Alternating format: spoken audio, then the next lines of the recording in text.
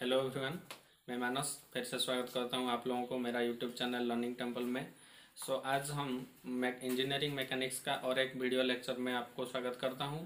फिर डिस्कशन करते हैं आगे कुछ चीज़ों के ऊपर जो लास्ट क्लास में हम पढ़ चुके थे, उससे आगे हम निकल के आज पढ़ेंगे कुछ terms related to engineering mechanics. तो पहले देखते हैं जो पुल एंड पुश के बारे में। पुल एंड पुश क्या होता है? पुल एंड पुश एक फोर्स होते हैं, दोनों एक फोर्स होते हैं। पुल भी एक फोर्स होता है, पुश भी एक फोर्स होता है। आप लोगों को पता होगा, आप जब दुकान में जाते हैं या शॉपिंग मॉल में जाते हैं, जो ग्लास का डोर होता है वहाँ पे लिखा हुआ रहता है पुल एंड पुश। पुल का मतलब क्या होता है एंड पुश का देख लेते हैं अकॉर्डिंग टू डेफिनेशन। पुल जो है, it is a force which is acted upon a body at its front end and helps the body to move in the direction of applied force. इसका मतलब अगर हमारे पास एक वस्तु है, एक बॉडी है, और बॉडी के सामने अगर हम फोर्स लगाते हैं और खींचते हैं बॉडी को, और बॉडी अप्लाइड फोर्स के डायरेक्शन में मूव करता है, तो उसी टाइप का फोर्स को हम बोलते हैं पुल, जो बॉडी के सामने लगेगा। जैसे कि बॉडी को यहाँ पे एक स्ट्रिंग लगा के हम खींच रहे हैं। मान लो कि यहाँ पे बॉडी है और ये जो फोर्स अप्लाई हुआ है, एक रस्सी लगा के आप खींच रहे हैं, तो बॉडी ये सामने वाले मूव करेगा, इधर ही मूव करेगा। तो ये जो फोर्स है इसको बोलते हैं पुल। फिर देख लेते हैं पुश। तो थोड़ा सा ही डिफरेंस है पुल एंड पुश के बीच में। पुल होता है कि बॉडी का सामने लगता है, जो पुश है वो बॉडी के पीछे अप्लाई होता है। पुश है, it is the force which is applied at the back side of the body and helps the body to move in the direction of applied force। जो पुश होता है वो वस्तु के पीछे अप्लाई होता है और बॉडी को उसी डायरेक्शन में मूव करता है जिस डायरेक्शन में फोर्स अप्लाई होता है। तो पुल एंड पुश में सिर्फ वही डिफरेंस था, जो पुल है बॉडी के सामने लगता है लेकिन पुश बॉडी के पीछे। तो चलिए, पुश एंड पुल के बाद हम अभी डिस्कशन करते हैं थ्रस्ट के बारे में। थ्रस्ट क्या होता है? अगर हमारे पास एक फिक्स्ड सरफेस है, जैसे कि मान लेते हैं घर का जो वॉल होता है वो फिक्स्ड है पूरा, और वो फिक्स्ड सरफेस के ऊपर हम एक कंप्रेसिव फोर्स लगाते हैं, तो कंप्रेसिव फोर्स थ्रस्ट की तरह काम करता है। ये फिगर को देखिए, यहाँ पे ये जो है ना, ये फिक्स्ड वॉल है, पूरा फिक्स्ड है। इसके ऊपर हम एक फोर्स लगा रहे हैं और जो फोर्स है वो कंप्रेसिव है, मतलब वो जो वॉल को और भी दबा रहा है उसको। तो ये जो फोर्स है इसको बोलते हैं हम थ्रस्ट। तो पुश, पुल एंड थ्रस्ट समझ में आ गया। फिर आगे हम चलते हैं, डिस्कशन करते हैं एक्शन एंड रिएक्शन के बारे में। तो एक्शन रिएक्शन सभी को पता होगा। एक्शन क्या होता है, रिएक्शन क्या होता है। मेनली जो एक्शन होता है ना, एक्शन होता है एक active force. After the application of action reaction generate होता है, इसीलिए रिएक्शन को रिएक्टिव फोर्स बोलते हैं। तो मान लेते हैं कि एग्जांपल लेते हैं। सपोज हमारे पास एक टेबल है, टेबल और सरफेस, उसके ऊपर हम एक बॉडी रखे हुए हैं जिसका वेट है W। सपोज मान लीजिए ये एक सरफेस है, ये सरफेस के ऊपर मैं एक बॉडी रखता हूँ जिसका वेट होता है W। तो ये जो W वेट है ये सरफेस के ऊपर नीचे डाउनवर्ड एक्ट करता है। तो ये बॉडी का जो वेट W ये डाउनवर्ड एक्ट करेगा सरफेस के ऊपर। तो देखिए, ये जो बॉडी का जो वेट, वजन, ये सरफेस के ऊपर जो वेट उसका डाल रहा है उसको ही बोलते हैं एक्शन। तो बॉडी सरफेस के ऊपर एक्शन किया, तो एक्शन का मतलब क्या हुआ कि उसका वेट, इसको ही बोलते हैं एक्शन। तो ये सरफेस क्या करेगा, अभी ये सरफेस अपोजिट डायरेक्शन में बॉडी के ऊपर एक रिएक्शन फोर्स लगाएगा जिसको हम बोलते हैं रिएक्शन, और ये अपोजिट टू द वेट होगा, ये इसे ऊपर काम करेगा, और इसको हम आर के थ्रू डिनोट करते हैं। कहीं कहीं इसको RN भी लिखते हैं, नॉर्मल रिएक्शन, क्योंकि ये सरफेस को परपेंडिकुलर होता है। तो ये सिर्फ इसको R लिख सकते हैं, नहीं तो RN भी लिख सकते हैं। R is the normal and RN is the normal reaction. तो ये था एक्शन एंड रिएक्शन। इसके बाद हम चलेंगे टेंशन एंड कंप्रेशन।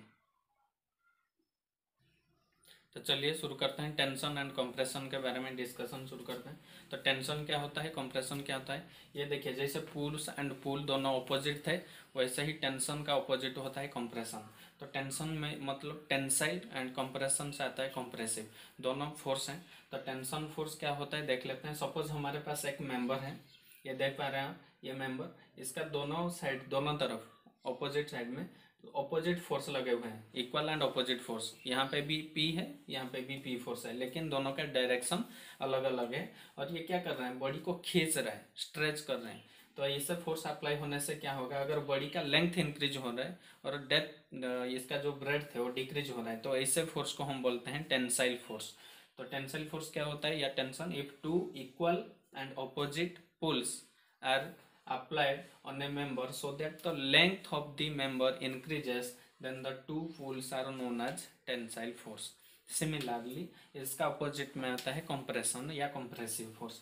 तो कंप्रेशन में क्या होगा, यहाँ पे बॉडी में हम क्या अप्लाई किए थे कि पुल अप्लाई किए थे, अभी कंप्रेशन में पुल के जगह आ जाएगा पुश। अगर यहाँ पे एक देखिए स्ट्रक्चर है, इसके ऊपर हम दोनों दो पुशेस अप्लाई किए हुए हैं, तो ये क्या कर रहा है, बॉडी को दबा रहा है, दोनों तरफ से दबा रहा है। तो दबाने से क्या हो जाएगा, इसका जो लेंथ है, बॉडी का लेंथ घट जाएगा, लेकिन इसका जो ब्रेड्थ है वो ब्रेड्थ इंक्रीज हो जाएगा। ये फिगर में आप देख सकते होंगे, ये देखिए, ये इसका पहला लेंथ जहाँ जितना भी था, बाद में क्या हो गया, घट गया लेंथ, लेकिन ब्रेड्थ इंक्रीज हो गया। तो इस टाइप का फोर्स को हम बोलते हैं कंप्रेसिव फोर्स, या ये जो ऑपरेशन को हम बोलते हैं compression. If two equal and opposite forces are applied on the two sides of the body or member so that the length of the member decreases and its breadth increases, then the two forces are known as compressive forces. चलिए आगे बढ़ते हैं, फिर discussion करते हैं attraction force and repulsion force के बारे में। तो ये भी दोनों ऑपोजिट होते हैं, अट्रैक्शन का ऑपोजिट होता है रिपल्सन।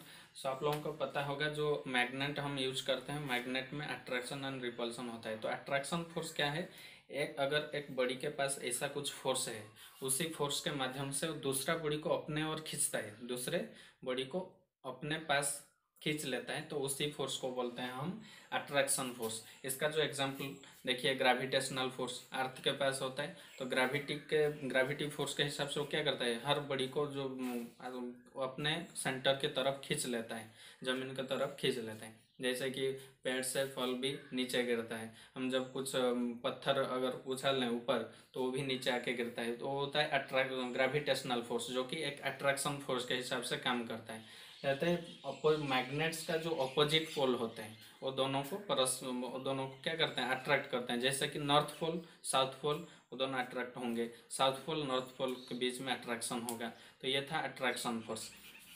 तो उसी का अपोजिट क्या होता है, रिपल्सन फोर्स या रिपल्सिव फोर्स। ये क्या होता है, अगर एक बॉडी के पास ऐसा कुछ फोर्स है, जिस फोर्स के हिसाब फोर्स को यूज करते हुए वो क्या करता है, दूसरे बॉडी को अपने से दूर वो रिपेल करता है, भगा देता है, तो उसी फोर्स को हम बोलते हैं रिपल्सन फोर्स या रिपल्सिव फोर्स। इसका जो एग्जांपल होता है, अगर हम मैग्नेट का सेम पोल को आसपास लाएंगे, नॉर्थ पोल को आसपास लाएंगे, या साउथ पोल को एक साथ लाएंगे, तो क्या होगा, दोनों एक दूसरे से भाग जाएंगे। तो इसको कहते हैं क्या, कि रिपल्सिव फोर्स। तो समझ में आ गया attraction force and repulsion force. तो चलिए शुरू करते हैं। हम external force and internal force के बारे में डिस्कशन स्टार्ट करते हैं। जो एक्सटर्नल फोर्स होता है, वो बाहर से अगर हम बॉडी के ऊपर एक फोर्स लगाते हैं, तो इसको बोलते हैं एक्सटर्नल फोर्स। वो जो बाहर से हम अप्लाई करते हैं, वो दो डायरेक्ट कांटेक्ट भी हो सकता है, इनडायरेक्ट कांटेक्ट भी हो सकता है। मतलब इंसान डायरेक्ट अपने हाथ से भी अप्लाई कर सकता है, नहीं तो मशीन से भी कर सकता है, या कोई थर्ड पार्टी से भी कर सकता है। जैसे कि हम कार के पीछे धक्का लगाते हैं, तो हो गया डायरेक्ट कांटेक्ट। इनडायरेक्ट क्या हो गया, क्रेन से कुछ चीज़ हम उठाते हैं, तो ये मशीन के थ्रू हो गया। और जो एक्सटर्नल हो गया, सपोज हम कार से जा रहे हैं, रोड के ऊपर कार मूव कर रही है, तो जो विंड फोर्स होता है, वो कार के बॉडी के ऊपर कुछ ना कुछ दबाव डालता है, तो वो होता है एक्सटर्नल नॉन कॉन्टैक्ट फोर्स। तो ऐसे सपोज हमारे पास एक बॉडी है, तो बॉडी के ऊपर बाहर से कुछ भी फोर्स लगा देते हैं, एक्सटर्नली या डायरेक्ट हैंड के थ्रू, या इनडायरेक्ट मशीन के थ्रू, या फिर नेचुरल फोर्स इसके ऊपर लगता है, तो उसी टाइप का फोर्स को हम बोलते हैं एक्सटर्नल फोर्स। ठीक है। तो इंटरनल फोर्स क्या होता है, ये होता है एक्सटर्नल का अपोजिट। तो इंटरनल क्या होता है, दुनिया में जितना भी वस्तु है, जितना भी बॉडी है, जैसे कंडीशन में वो है, वैसे कंडीशन में रहने के लिए वो पसंद करते हैं। अगर एक बॉडी स्टेट में है, तो बॉडी स्टेट में ही रहने के लिए पसंद करेगा, या मूवेबल है तो बॉडी मूव ही करने के लिए पसंद करेगा। जब हम एक्सटर्नल फोर्स अप्लाई करते हैं तो बॉडी में चेंजेस आना शुरू होता है।